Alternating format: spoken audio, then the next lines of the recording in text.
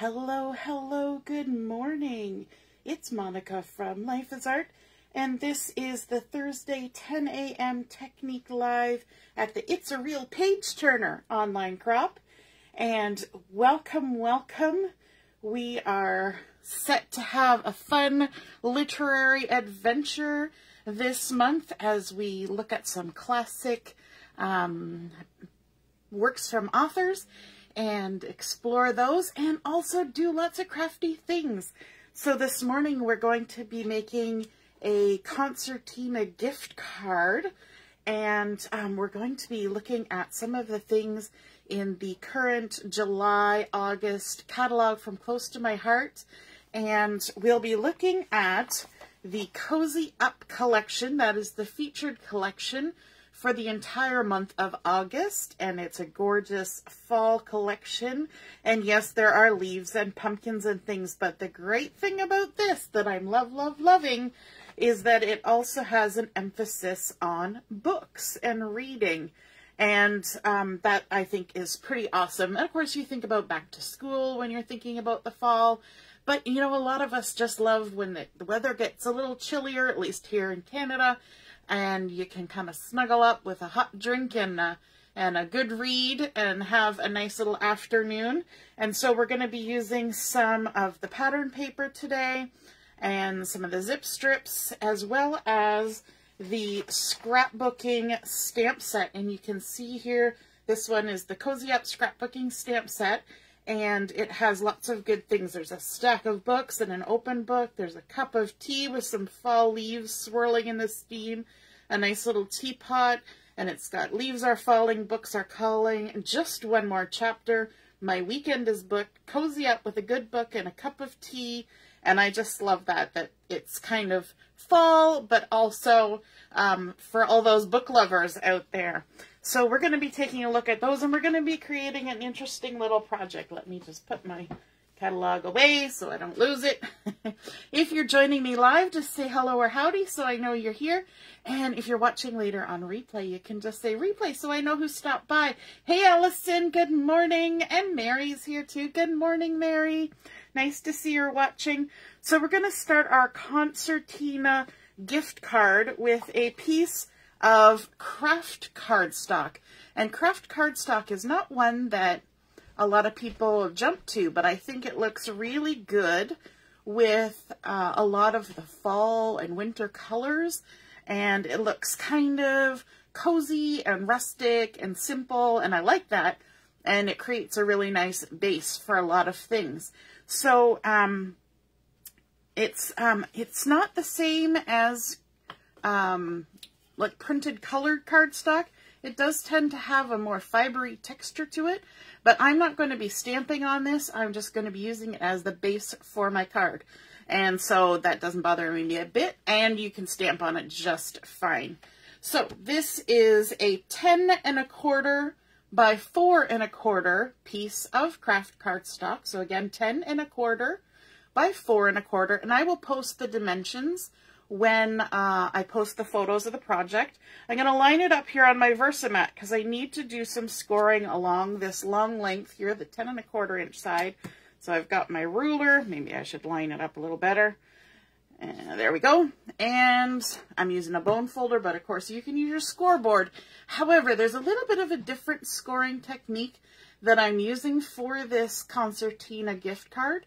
And the scoreboard might be slightly awkward for it, but I don't know. Maybe if you are good with a scoreboard, it'll be no problem. So what we're going to do is we're going to first score it at 4 1/4. So we're jumping over here to 4 1/4, and we're going to score it. And then what I want to do is in between 4 1/4 and 4 1/2, I want to make like 4 or 5 score lines. And I'm just going to kind of keep shifting my ruler over so that I get all those score lines in between 4 1/4 and 4 1/2. So there's no measurement for this. This is why I say sometimes a scoreboard might not be so good, because you have to shift your paper and get little tiny scores in there. So I'm just going to go ahead and shift my ruler just a tad, give it a score, shift my ruler a smidge, There's 3 score lines, 4 score lines, 5 score lines, 6 score lines. Ooh, I'm going to get a lot in here. 7 score lines. And then I'm going to get my 8th score line. That was a lot. At 4.5. So we're just making as many score lines as you can between 4 1/4 and 4.5. Okay? And then I'm going to jump over here to 8 3/4. And we're going to make another score line. But we're going to do that same technique. So between 8 3/4 and 9 inches, we're going to see how many score lines we can get in there. So I just like to put my scoring tool, whatever I'm using, just shift it over a little bit to the right and then kind of push my ruler up against it. So we've got 1 there already. Now we've got 2, 3, let's see how many we can go. 4, 5, 6, 7, 8. Ooh, we might get 9. And then 9 right on the 9-inch line. So you can see that we now have 2 sections, well, I don't know if you can see it, that have a whole bunch of score lines. And the reason we did that is because we want to be able to make a rounded fold or bend as opposed to a hard crease. So what I'm going to do now is I'm going to bring my ruler back and I'm going to start on that first score line at the 8 1/4, and I'm just going to take my bone folder and I'm going to stick it underneath my paper and just run it against my ruler. And then I'm going to shift a little bit and I'm going to run it against my ruler. Shift a little bit to the right, run it against my ruler.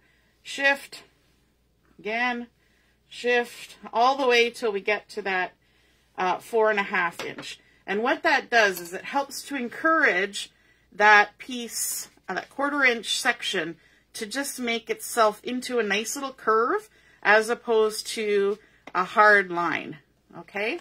And then we're going to do the same thing over here at our 8 1/4 to 9 inch scored area. So start here at 8 1/4 and we're going to give it a crease and then shift. I might have gotten a little hard on that one. Give another little crease and shift and another little crease and shift. And we're just going to walk our way across till we get to that 9-inch crease line, about there.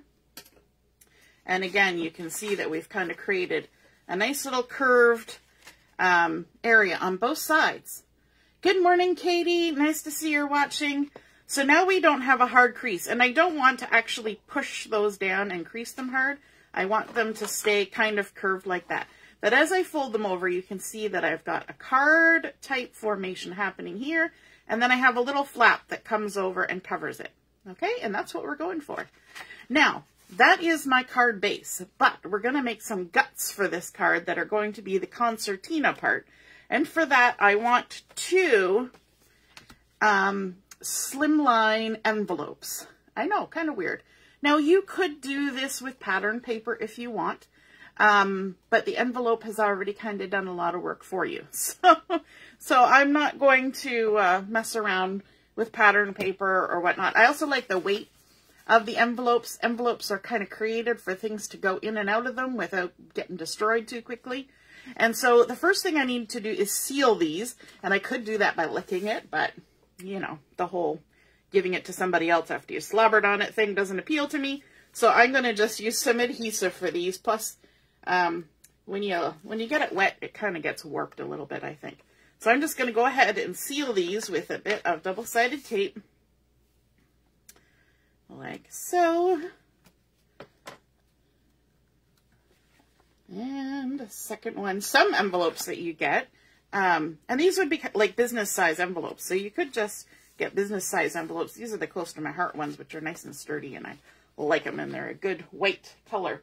But some of the ones that you can get already have a peel off adhesive section for closing them, so you don't have to lick them or add extra adhesive because it's already there. Now I'm bringing in my humongous paper trimmer because what I want to do, these envelopes are 8 3/4 finished length. So what I want to do is I want to take off 1/8 of an inch from each end. Okay, so we're going to slice off 1/8 of an inch from one end, and then we're going to turn it over and slice off 1/8 of an inch from the other end. So now we have an envelope that is like a tube now.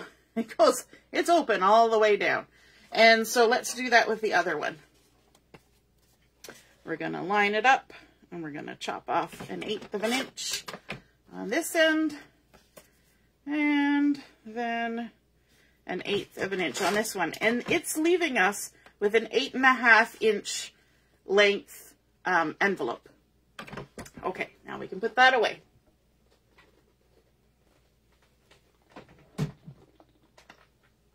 Gurgle, gurgle, gurgle. Just taking a sip of water there in the break. My throat was getting dry.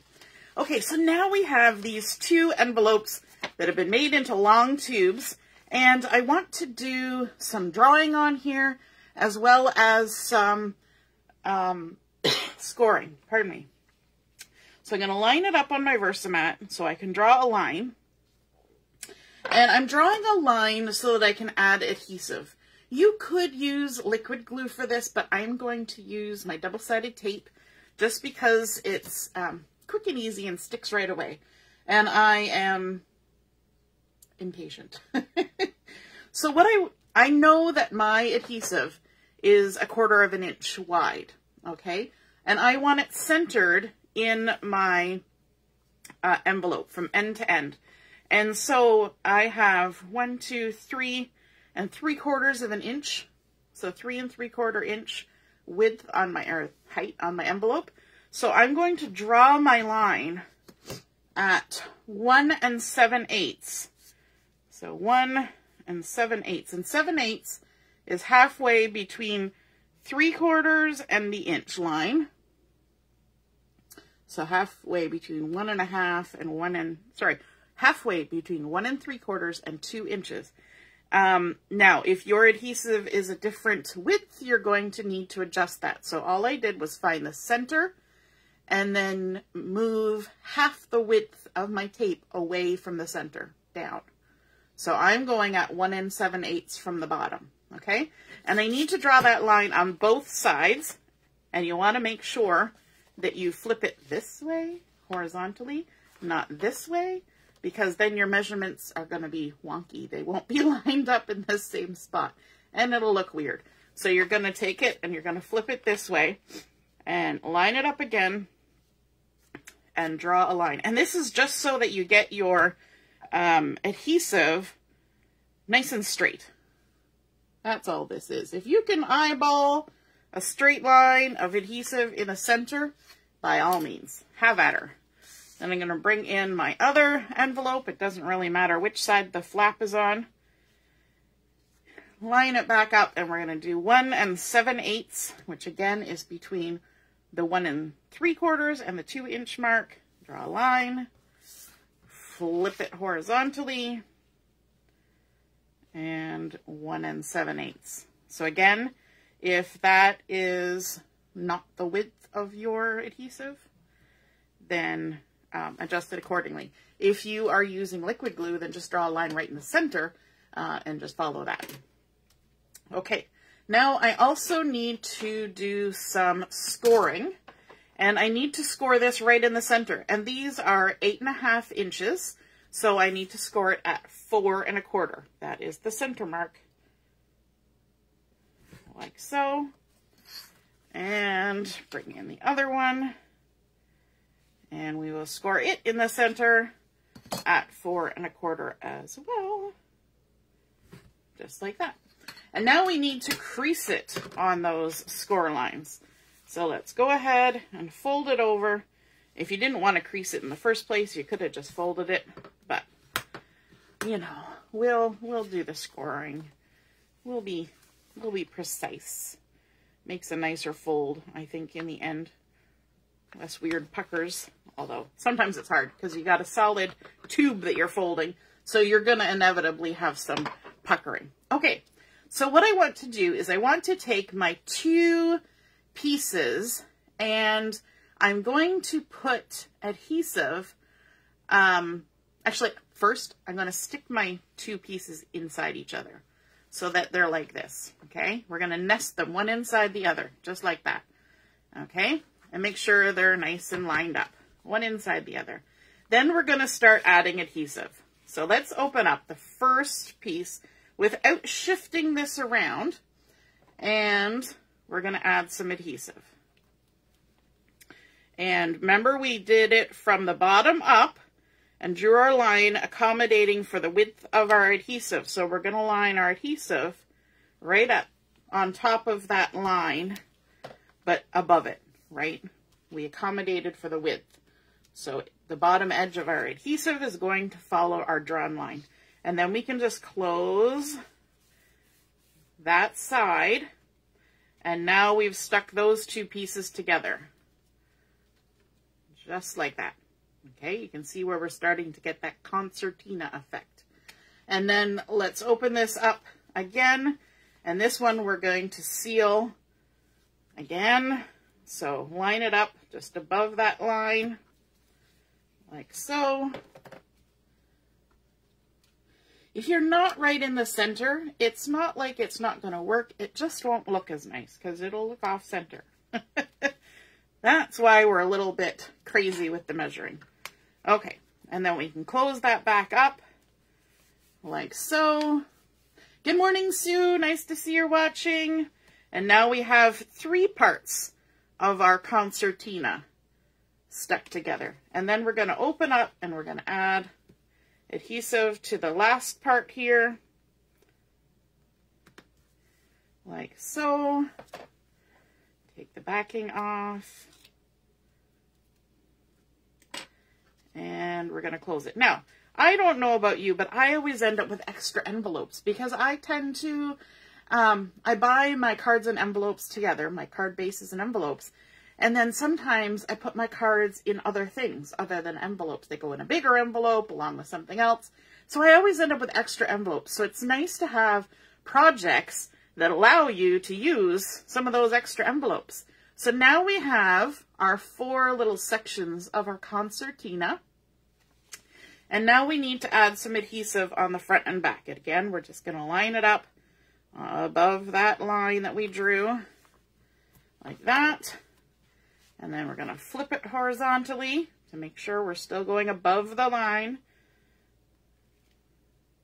I know there's a few steps in here, but it's not difficult, honest. Okay, so now we're ready to stick this into our base, but first we need to add something to tie our project together when we're all done. Because you can imagine that if we have this and we put some things in there, and then we put this in here and we have this flap, if we put things in there and there's nothing to tie it with, our flap is just going to be bulging open. That's not the look we're going for. So what we want to do is we're going to take our card base and line it up here, and our piercing tool or a hole punch, but I'm using really small thread for this. And you know what? I don't even see it. I went through I went through and looked to make sure I had everything lined up here, and I think I put away my thread instead of leaving it out. So I'm using this really old mink twine. Let me see. Is my piece actually on there? I actually measured it and everything, and I have a feeling I twirled it back on here. Let's see. Yep. Look at that. So I have a piece of this older mink twine, and I have cut it to, I believe, 22 inches. Yes, 22 inches. And it's a little bit crinkly because it's been on a cardboard holder. So all I do is I take the outside of my scissors, not the inside blade, just the outside of my scissors, and just run it along the length of the twine. And that, you can see here, helps to take the kinks out. Now it's just nice and curly. So what I want to do is in this middle section here, I want to create a hole, and this is based on what I'm going to be stamping later. Okay, so based on what I'm going to be stamping later, I'm going to create a hole 1 3/8 from the top. So it depends on what you stamp, how far down you're going to go. So let me actually line it up on our inch line like that. So I'm going to come 1 3/8 inches down, and 1 3/8. 3/8 is halfway in between two markers. So, and right here on this first section where we did that 1/4 inch of scoring, I want to go just to the right of that scoring, and I'm going to stick my piercing tool through and make a poke so I know where to stick it through in a minute when I lift it up. And I'm using my Versamat, and it's a self-healing mat, so it's okay to poke into it. And then over here, I want to poke another hole 1 3/8 inches down that's to the left of all of these score lines that I created. So kind of at the 8 3/4 inch mark, I'm going to poke another hole. There we go. And now I can lift it up, and I need to make these holes bigger because my string's not going to go through otherwise. You could reinforce these holes, but I think if you're being gentle enough, you know, I don't imagine that anybody's going to manhandle a gift card too much. Then I'm not going to worry about it. And then I'm going to take my string, and because I made my hole nice and tiny, I'm going to just use my piercing tool to encourage that string to go through the hole from the inside to the outside at that end. And then I'm going to come over to this side and do the same thing. Take that little loop out. And I'm going to just encourage my string. And I find it's almost easier to start sort of at a flat side and then go through, because this is a very pokey tool. And so by starting out with the flat side of your piercing tool on the string, it kind of helps push some of it through rather than just poking through the string. There we go. Of course, if you use a hole punch, you know, a tiny hole punch, obviously, not a great big long one, then you don't have to worry about it as much. Now, if you think about the logistics of this, we want to tie a knot over here. So let's see if we can kind of get ourselves an equal amount of string.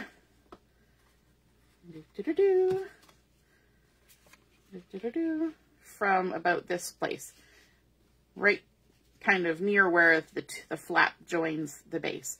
And it doesn't matter, what we put inside is not actually going to keep it from moving, so you can adjust it later, but that's just a good way to start. Okay, so we've got our string from the inside coming out on either side at the back.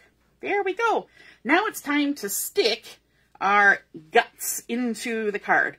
So what I want to do is I want to remove the backing from the back side, and I actually want to line up kind of with the center of this first set of score lines. So I'm going to kind of stick it down vertically in the center of that and kind of centered from top to bottom. And then I'm just going to lay it down like that and try to make it follow along parallel to the bottom. Okay, now it's stuck in there, but again, you can see that that string is still free moving. Okay, now all I need to do to stick the front is to remove the backing and then gently close it. Now, I kind of want this edge and this edge to be about the same place. So I want to line up top and bottom and with the edge of this. And then we'll still have a nice little curve happening here on this end. And our flap will come over, and then we can tie it. And now we get to decorate it. We have created that concertina base. Make sure everything's stuck down in the center there. And isn't that fun? Now we've got pockets to put lots of little goodies and things inside. So let's get to some decorating. I'm going to scooch that out of the way. And where's my papers? I covered them up with ink.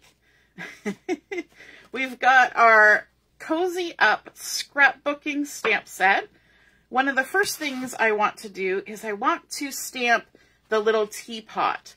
And I want to do it as a little bit of, a little bit different. So I've got a tiny little piece of one of the pattern papers from this collection. It's a pattern that has little words on sort of a scarlet and paprika-y background.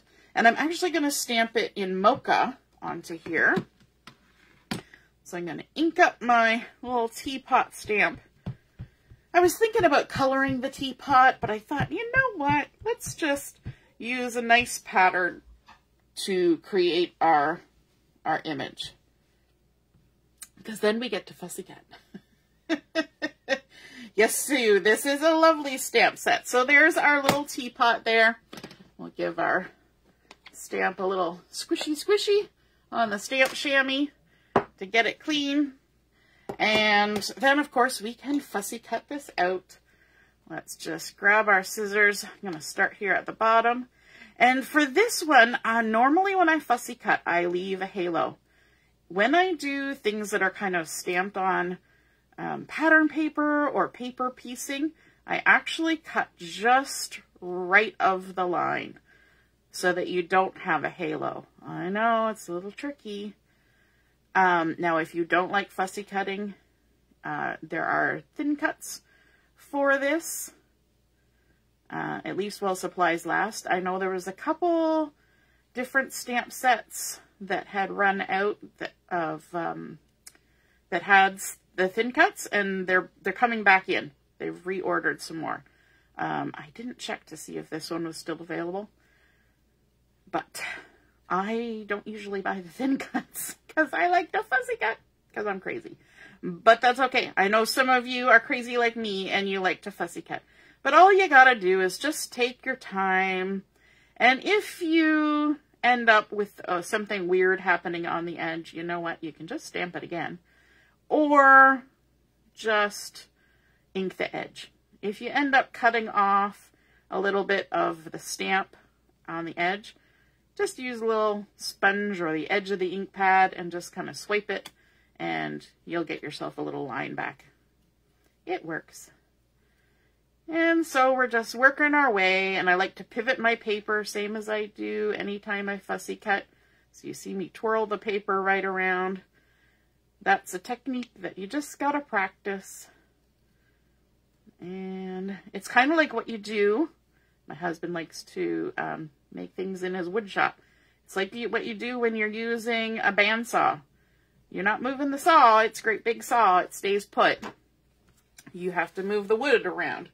And so we're kind of doing the same technique here.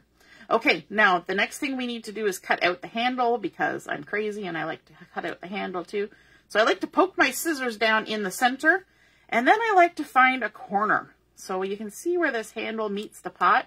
I make a slit right over to the corner, and then that kind of gives me a nice angle to cut out. Now, I don't usually like cutting to the left of a line because you can't see it as well, but these are nice, thin, fine little scissors. And so we're going to take our chances, and this is the only time really that I use the tip of my scissors when I'm cutting in the inside of something. So usually I like to use down near the join. There's our little teapot, so cute. Now let's grab what we're going to use for our front. I've got a piece of white daisy, and this has been cut to 3 3/4 inch square.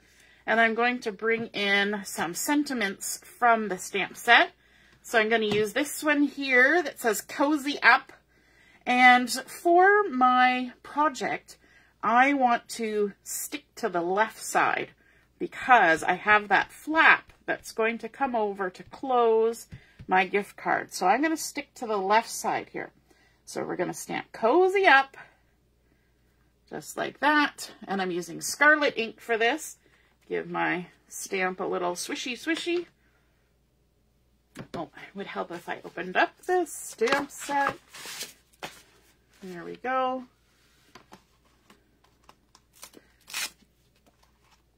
And when you're removing stamps from your block or from the carrier sheet, I always recommend that you walk your fingers under it. So we've got Cozy Up with a good book. And I'm just going to lay it down there and then pick it up. And that helps to keep, especially thin, long sentiments or images, it helps to keep them straight. They kind of get a little mangled, or I don't know. They get a little off center when you pull them off the carrier sheet. So if you let them sit down on a nice clean surface for a second, it helps them get back to straight. And then you can pick them up with your stamp block. So cozy up with a good book. And again, we're going to take that off the block. And let's grab this other one that says, I got it upside down, and a cup of tea. And we're going to ink that up again in the Scarlet. And we're going to stamp it down here, keeping to the left. So there we go, washy washy. And I'm gonna move that out of the way. Gonna move this out of the way.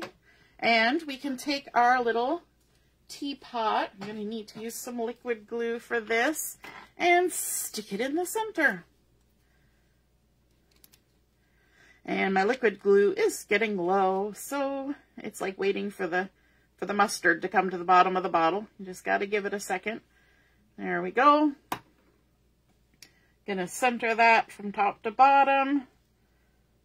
So cute. Cozy up with a good book. Now we're gonna go ahead and stick that on a piece of Mocha pattern paper. This is a cute little plaid from the collection. And on the back side is this really nice scarlet, sort of stripy textural thing. But I want to ink the edges, and I'm going to use a really fancy way to ink the edges of this. I'm just going to take it and rub it on my ink pad. Super easy, but it just kind of covers that little bit of white that shows on when you cut paper from the inside of the paper. And I'm going to do this one too, because once you start inking edges, you might as well just ink them all, like so. And this little Mocha plaid has been cut to 4 inches square. And to remind myself, I don't know why that was so difficult. It's a little bit bigger than 3 3/4. It's 4 inches. I didn't even need to look. All right. And so let's stick those two together. We're going to center them one on top of the other, hopefully. We'll give it our best shot. There we go. Pretty close. And then we're going to add a little zip strip. And there's a zip strip in this collection that's a nice Mocha background, but on the words, it's got sort of little ombre of all different colors. And it says, books to read, autumn wishes, pumpkin kisses, falling leaves, nice little sayings about autumn. And this piece has been cut to 3 3/4 inches as well. And since we're inking, let's just keep inking. We'll ink all the edges like so. And we're going to stick that on here. And we're going to stay nice and close to the right-hand side. So let me just kind of line it up here. I want to do just maybe 1/8 of an inch from the edge of that white cardstock, like so. And now we can bring in our Concertina card base. Let's stick this on the front, centered. I'm going to give a little extra adhesive. I'm going to put 3 strips. Oh my gosh, 3 strips of adhesive. There we go, because it's the front. And it's going to be opening and closing. We don't need it to buckle all over the place. And just center that up like that. Lovely. And then this flap is going to come over and cover that up. Oh, we did pretty good centering it on that open space. Now let's add some decoration to this. And so I've got a 1x4 piece of that same Mocha plaid, because you might as well keep it samey if you want. We're going to ink the edges all the way around. And then I have another piece of zip strip that I have cut to a 4-inch length, and it's these really fun teacups. I think those are so cute. And it goes with the theme, of course. And we'll just ink the edges of that. I find sometimes doing this edge inking just makes all the edges look nice and finished. All right, let's let's get rid of that before I stick my arm in it. And add some adhesive. Add some adhesive to this. And I'm going to stick these two together first in case I have to trim anything, because you just never know. Here we go. And this should be centered in the center. And if you line it up on your Versamat, the zip strip is always 1/2 inch. So if you're 1/4 of an inch from one end on this 1-inch piece, you should be good. Oh, that lined up excellently. Yay me. Does anybody else congratulate themselves when they line something up? I don't know. Sometimes I don't line things up very well. Good morning, Allison. Nice to see you're watching. Ooh, we were having some technical difficulties, eh? Allison, this is the Canadian way to spell cozy, and I think in the US you can order the stamp with a Z. That's the Canadian and Australian. We use the cozy, and yeah. I'm just scrolling because I missed a few things. Hey, Deborah. Good morning. Good morning. You couldn't find us. Oh, no. And so we're just going to go ahead and center this on the flap. Thank goodness for replay, right? Sue says she would have to replace the tea with something else. Absolutely. Add coffee. That would totally work. Oh, no. Refreshing the screen and it doesn't work. Oh, gosh, that's so annoying. When you go back and do the replay, it'll probably be just fine. I don't know why that is, but live sometimes messes things up. Hey, Ina, good morning. Good morning. And so there we go. We've got our decoration on there. Now, when you're thinking about adding your message, you could, there's a couple options here. You could write a message, fold it up, tuck it in here, or cut a little card, tuck it in there, write the message on it. Or you could add a panel onto the back and write your message on the back. Totally can do it either way. But these are nice little pockets that you could, say, get a gift card to a local bookstore and tuck that in there. You could also get some nice little teas and you could tuck those in there for a nice little gift for somebody. You could, if you were doing this as somebody who's having a wedding, you could get gift cards to different shops that they maybe have on their registry. Somebody who's having a new baby, you could do that too. You could just load it up with gift cards. If you were doing it as, say, a birthday for a kid or a grandkid, you could tuck, you know, $5 bills in there or $10 bills or bigger. You never know. Depends on the age of the kid, right? My daughter would love it if it was full of Dollarama gift cards. That's what her grandmother gave her one year for her birthday. And then once you've got that all done up, you can, of course, take your twine or your ribbon or whatever you decided to use and just give it a nice little bow like so. And tie it up. And there we have it. So that is our Concertina gift card. And I think that's really fun. It's something a little different this morning for our technique, but I think it's really fun. It goes with the theme of our crop. So we started out with our Kraft Cardstock base. We stamped on some pattern paper to do some pattern piecing, although not a lot of piecing, just cutting, but same idea. Stamping with our Scarlet ink, edging all of our pattern and zip strips with the Mocha, and then adding it onto our base that we use that technique of multiple score lines all in the same 1/4 inch to create nice rounded corners for our card. And then we created that fun concertina using a couple of Slimline envelopes, loaded them up with some goodies, a bit of twine to hold it all together. And I hope you guys enjoyed seeing that project come together. Have a wonderful rest of the morning, and we will see you again soon. We have Chat and Craft starting at noon until 3, and the challenges for today have already been posted, as well as the first game. So have a wonderful morning, and we'll see you again soon. Toodaloo! Bye!